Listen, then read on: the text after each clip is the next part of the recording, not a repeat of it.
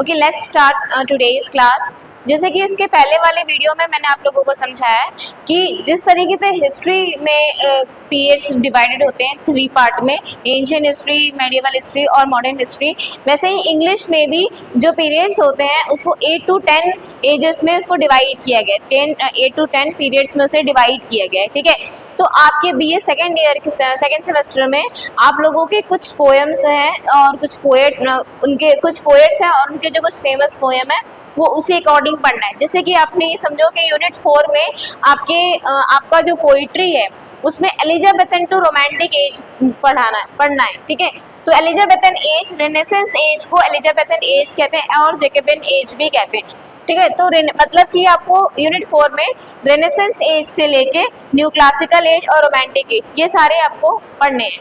ठीक है, आपके यूनिट 5 में क्या करना है, आपके यूनिट 5 में आपका है Victorian age to modern age. ठीक है, तो आपके यूनिट 5 में आपको ये पढ़ना है Victorian age to modern age, poetry है। हम इसको देख लेते हैं। इसे देखिए, इसमें आपका ये आपका यूनिट 5 है। यूनिट 5 में पोइट्री है विक्टोरियन टू मॉडर्न एज। ठीक है, आप ये ध्यान रखना कि इसमें आपके लॉन्ग में भी क्वेश्चंस आते हैं, आपके शॉर्ट में भी क्वेश्चन आते हैं और बहुत ज़्यादा इसमें क्वेश्चंस आते हैं पोएम से। अगर आपको थीम क्लियर है, ठीक है, अगर आपको किसी भी पोएम की थीम समरी अगर क्लियर है तो आप किसी भी टाइप के क्वेश्चन आएगा उस पोएम से रिलेटेड तो आप इजीली उसको कर सकते हो। ठीक है, अब हम एक एक करके ये सारे पोएम और उनके एक एक करके हम सारे पोएट और उनके पोएम्स पढ़ेंगे। ठीक है, उसके थीम पढ़ेंगे कि एग्जैक्टली वो थीम में क्या बता रहे हैं, उसका थीम में मेन समरी क्या है। ठीक है, अब हम स्टार्ट करते हैं। अल्फ्रेड लॉर्ड टेनिसन की जो फेमस पोएम है ब्रेक ब्रेक ब्रेक, ये वाला हम इसको पढ़ते हैं। ठीक है, इसमें इन्होंने क्या कहा है इस समरी में, this poem expresses deep grief and loss. इस वाले पोएम में इन्होंने क्या कहा है, डीप ग्रीफ एंड लॉस। मतलब ये कि इस पोएम में पोएट ने ये कहा है कि जो बहुत क्या एक्सप्रेस किया है, बहुत ज़्यादा जो दुख, बहुत ज़्यादा दर्द और बहुत ज़्यादा तकलीफ, वो किसी का कोई चीज़ खो जाना, ये चीज़ें उन्होंने इसमें एक्सप्लेन किया है। The speaker watches the sea waves breaking on the shore, which continue endlessly and indifferently. The speaker watches the sea waves. Speaker इस पोएम में जो स्पीकर है वो ये कहता है, वो क्या वॉच करता है, सी वेव्स, जो समुद्र की जो लहरें होती हैं, sea waves breaking on the shore, जो सी वेव्स है, समुद्र के किनारे जो लहरें हैं वो किनारे विच कंटिन्यूज इनलेसली एंड इनडिफरेंटली, मतलब वो लगातार वो लहरें आ रही हैं जा रही हैं, उसे बहुत ही आराम से स्पीकर देख रहा होता है। This reminds him of his own sorrow over the death of a loved one. तो ये जो चीज़ें जो वो देख रहा होता है स्पीकर, वो उसको रिमाइंड करता है अपना दुख, अपना दर्द, जिसमें वो डेथ को अपने जो उसका प्यारा है उसके खो जाने का, उसके मर जाने का, उसे जो दर्द है, जो तकलीफ है, वो इस पोएम में वो बताता है। He sees happy scenes around him, children playing and sailors working. वो एक हैप्पी सीन देखता है अपने आसपास में कि जो चिल्ड्रन है वो प्ले कर रहे हैं, जो नाविक हैं वो काम कर रहे हैं, but he cannot share their joy. पर वो अपना जो खुशी है वो जाहिर नहीं कर पा रहे। The poet feels that time moves on but his pain remains unchanged.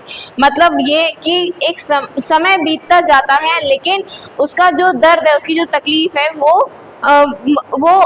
उसको जाहिर नहीं कर पाता, उसको वो चीज़ें, वो दर्द, वो तकलीफ उसकी कभी भी बदल नहीं पाती। समय बीतता चला जाता है लेकिन उससे वो जो पेन हुआ होता है उसको किसी के मर जाने का, उस दर्द से वो बाहर नहीं निकल पाता है। The poet feels that times move on but his pains remain unchanged.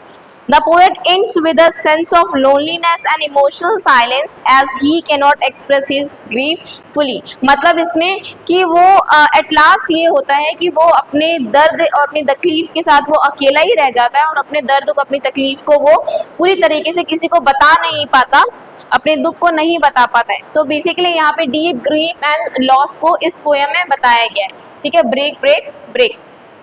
तो यहाँ पे ब्रेक ब्रेक ब्रेक मतलब जो वेव्स की जो लहरें हैं वहाँ पे इसको चीजें बताई गई है। नेक्स्ट पोएम में हम आते हैं रॉबर्ट ब्राउनिंग की माई लास्ट डचेस।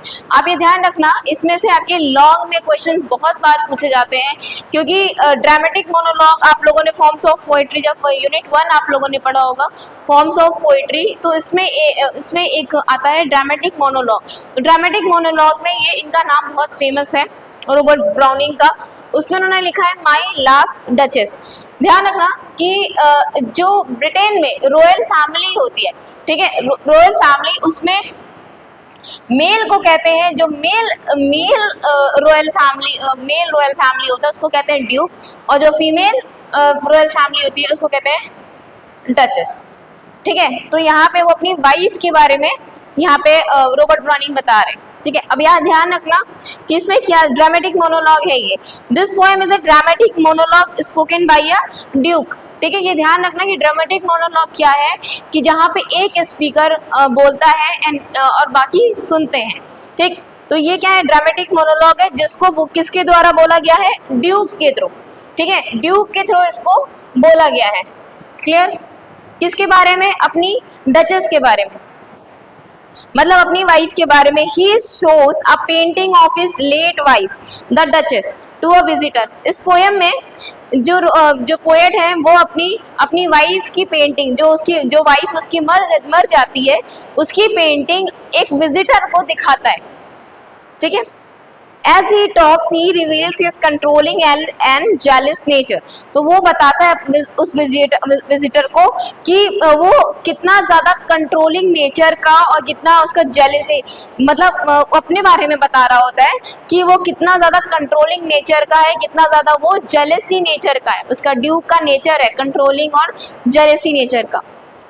और आगे बताता है ये कि he complains that duchess was too friendly and smiled at everyone. वो बताता है पोएट यहाँ पे ये बताता है कि वो कंप्लेन करता है कि उसकी जो वाइफ थी डचेस, वो बहुत ज़्यादा फ्रेंडली थी सबके साथ, जिसकी वजह से पोएट को जो ड्यूक था उसको बहुत ज़्यादा जेलसी फील होती थी कि वो सबसे इतना फ्रेंडली क्यों बातें करती है। ठीक है, इतना सबसे ज्यादा सबके साथ इतना घुल मिल क्यों जाती है, क्यों वो सबके साथ इतना स्माइल करती है।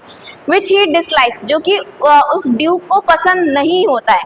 Instead of correcting her openly ही gave command that led to her death.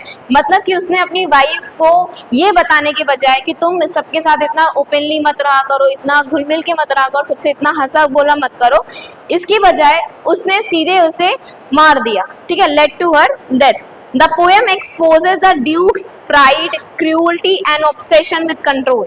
इस पोएम में क्या एक्सपोज होता है, ड्यूक का प्राइड, उसका घमंड कि मैं, मेल ईगो नाम की जो चीज़ होती है वो इस पोएम में बहुत ज़्यादा अच्छे से दिखाई गई है कि मेल किस तरीके से एक फीमेल को कंट्रोल करना चाहते हैं। अगर वो उनके अगेंस्ट जाती हैं तो वो कहीं ना कहीं उसको डेथ भी करने को वो तैयार हो जाते हैं। ठीक है, the poet exposes duke's pride, cruelty, इस पोएम में क्रूअल्टी दिखाई गई है ड्यूक की, एंड ऑब्सेशन विद कंट्रोल, कि वो उसको बहुत ऑब्सेस था उसे कंट्रोल करने में, अपनी डचेस को, मतलब अपनी वाइफ को कंट्रोल करने के लिए। While also showing how women are treated as position, जबकि कई जगह पे ये दिखाया गया है कि फीमेल जो है एक किस तरीके से वो ट्रीट की जा सकती है, जबकि यहाँ पे अपोजिट दिखाई गई है। ठीक है, नेक्स्ट हम आते हैं टी.एस. एलियट के पोएम पे, the love song of J Alfred Prufrock. ठीक है, इससे ही हमें समझ में आ रहा है कि ये एक लव सॉन्ग है। ठीक है, द लव सॉन्ग मतलब पोएम को ही कहा गया the love song of J Alfred प्रूफॉक।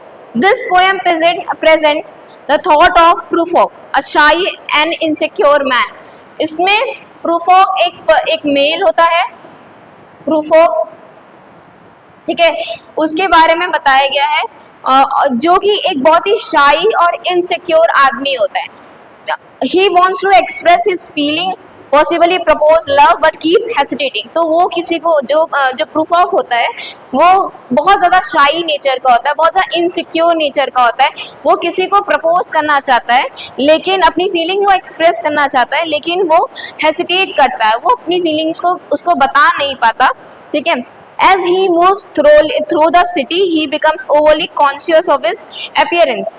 अब जैसे ही वो एक जगह से दूसरी जगह मूव करता है, एक शहर से दूसरी जगह दूसरे शहर में जब मूव करता है, तो वो बहुत ज़्यादा ओवरली कॉन्शियस हो जाता है अपनी अपीयरेंस को लेके, क्योंकि उसको ये लगता है कि लोग उसको जज करते हैं, लोग उसको कमेंट करते हैं कि तुम अच्छे नहीं दिखते, ठीक है। And fierce judgement from others, तो इस वजह से उसको बहुत ज़्यादा उसको डर लगता है कि अगर मैं किसी को प्रपोज करूंगा तो कहीं वो मुझे रिजेक्ट ना कर दे, जिस वजह से वो बहुत ज़्यादा अनकॉन्शियस हो जाता है, बहुत ज़्यादा ओवरली कॉन्शियस हो जाता है अपने अपीयरेंस को लेके कि कहीं लोग उसे जज ना कर दे। He overthinks every situation and never takes action. वो हर सिचुएशन में बहुत ज़्यादा एक्स्ट्रा सोचता था, लेकिन कभी भी किसी भी सिचुएशन में वो एक्शन नहीं लेता था। In the end, he remains trapped his own thought, symbolizing modern man's loneliness, indecision and fear of rejection. At last ये होता है, चूंकि वो अपनी फीलिंग्स को एक्सप्रेस नहीं कर पाता, अपनी बात को वो बता नहीं पाता, तो एट लास्ट ये होता है कि वो अपने थॉट में वो खुद ही फंस जाता है।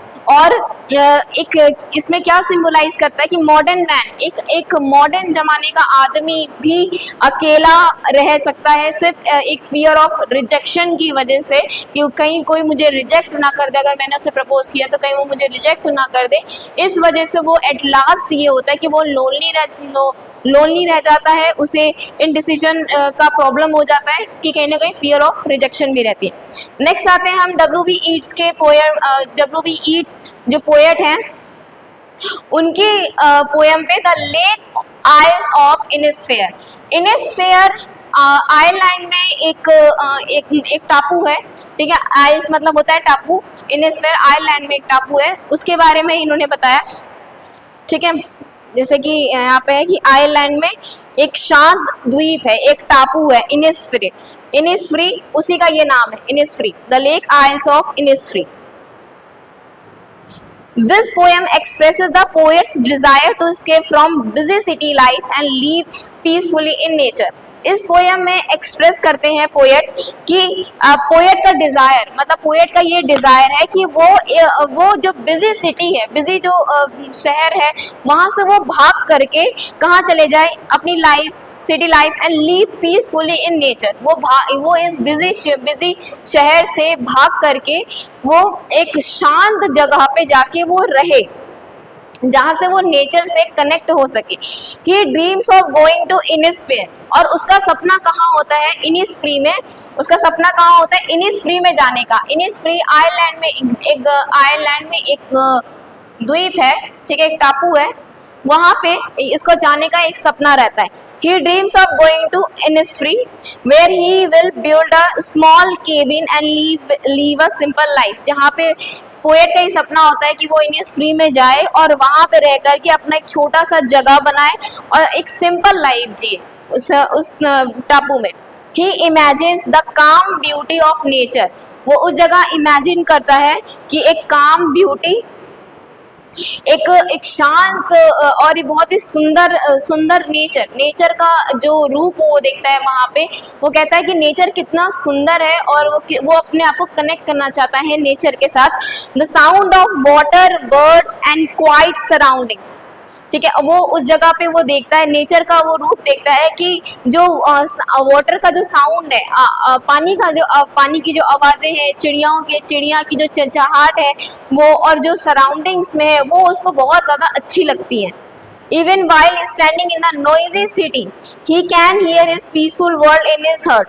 जबकि वो अपने इस noisy city, मतलब इस चहल पहल वाले शहर में भी जब वो रहता है तो वो अपने पीसफुल आवाज़ को सुन सकता है, लेकिन कहाँ से, अपने हार्ट से, अपने दिल से वो उस आवाज़ को वो सुन सकता है। This poem reflects a longing for inner peace and harmony with nature. Longing मतलब होता है तड़पना, ठीक है। The poet reflects a longing for peace. इस पोएम में ये दिखाया गया है कि पोएट जो होता है वो सुकून चाहता है, वो इनर पीस चाहता है। वो इस बिजी शेड्यूल में या ये जो शहर है उस शहर में वो उसको नहीं मिल पाता, जिस वजह से वो नेचर से खुद को कनेक्ट करना चाहता है, और इसलिए वो ऐसे आइलैंड में जाने के लिए वो ड्रीम करता है ताकि उसको अंदर से एक सुकून मिल सके, एक शांति मिल सके और वो नेचर के साथ अपना सामंजस्य मतलब हार्मनी वो establish. Hello my dear learners, welcome to today's class. Today we will continue from where we left off in the previous class. Okay? तो हमने यहाँ पे previous class में हमने यहाँ तक पढ़ा था W.B. Yeats की जो पोएम है W.B. Yeats, ये पोएट है, उनकी एक पोएम है the lake isle way of Innisfree. यहाँ तक हमने पढ़ लिए थे। ठीक है, अब हम आगे पढ़ते हैं द फिलिप लार्किन के चर्च गोइंग। फिलिप लार्किन एक जो पोएट है, उन्होंने चर्च गोइंग एक पोएम लिखी है, उस पर हम पढ़ते हैं। उसकी एक थीम समझ लेते हैं। इसमें ये बताया गया है, this poem describes a man who casually enters a church not out of faith but curiosity. इस पोएम में ये बताया गया है, ये डिस्क्राइब किया गया है कि एक आदमी जो कि कैजुअली एंटर करता है कहाँ पे, चर्च में, इसलिए नहीं क्योंकि उसको फेथ है, बल्कि इसलिए क्योंकि उसको क्यूरियोसिटी है, उसे जानना है कि चर्च में क्या होता है, कैसा है चर्च अंदर से, ये सारी चीजें। He looks around and questions the purpose of churches in modern times. वो देखता है चारों तरफ, चर्च के चारों तरफ देखता है और क्वेश्चन पूछता है कि क्या पर्पस है चर्च का, आज के डेट पे, आज के मॉडर्न टाइम पे क्या पर्पस है चर्च का। जब when religious believe is declining, जब पूरी तरीके से जो रिलीजियस बिलीव है वो खत्म हो चुका है, तो चर्च का क्या अब क्या रोल है। He wonders what will happen to churches in the future. वो बहुत ही चौंक जाता है इस बात से कि इन फ्यूचर, भविष्य में इस चर्च का क्या होगा। Whether they will become museum or disappear, या तो ये चर्च म्यूजियम बन जाएंगे भविष्य में, या फिर ये पूरी तरीके से खत्म हो जाएंगे। By the end, he realized that churches still hold importance as places where people reflect on life, death and meaning. पर अंत में, by the end, अंत में उसे ये रियलाइज होता है कि चर्च अभी भी कुछ ना कुछ इम्पोर्टेंस आज के डेट पे भी रखता है, क्योंकि चर्च वो जगह है जहाँ पे लोग अपनी जिंदगी, अपनी मौत और अपने लाइफ के कुछ मीनिंग्स के बारे में जानते हैं। The poem highlights the conflict between doubt and the human need for spiritual reflection. ये जो पोएम है चर्च गोइंग, वो ये हाईलाइट करता है कुछ कॉन्फ्लिक्ट्स किसके बीच में, conflicts between doubt and the human needs, मतलब कुछ शंकाएं हैं इसमें और कुछ ह्यूमन नीड है। स्पिरिचुअल रिफ्लेक्शन मतलब स्पिरिचुअली उन लोगों को यह कविता एक संदेह और मनुष्य की आध्यात्मिक चिंतन की आवश्यकता के बीच एक संघर्ष को दर्शाता है। ठीक है, कि लोग वहाँ पे कि चर्च वहाँ पे जाना आज की डेट पे अगर रिलीजियस बिलीव नहीं रहे तो भी इन चर्चों की क्या अहमियत है, ये सारी चीज़ें इस पोएम में आपको देखने को मिलेगी। ठीक है, तो ये आपके पोएम है और ये पोएट है और इनकी ये पोएम्स है जिनको आपने अगर थीम बहुत अच्छे से समझ लिया तो इससे रिलेटेड कितने भी कोई भी क्वेश्चंस आएंगे, चाहे वो थीम में आए, चाहे वो क्रिटिकल एनालिसिस में आए, किसी भी तरीके के क्वेश्चंस आएंगे तो आप इजीली इसको कर सकते हैं। That's all for today's class.